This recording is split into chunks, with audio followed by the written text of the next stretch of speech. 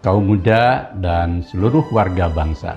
Pemuda Indonesia memiliki jejak sangat penting dalam sejarah perjuangan dan pembentukan Indonesia merdeka. Satu di antara tonggak Indonesia yang monumental itu ialah Sumpah Pemuda 28 Oktober 1928. Kini 97 tahun berlalu dari peristiwa Sumpah Pemuda. Adakah para pemuda Indonesia memiliki komitmen perjuangan yang luhur, sekaligus jiwa bersatu dalam membangun Indonesia menuju negara dan bangsa yang benar-benar merdeka?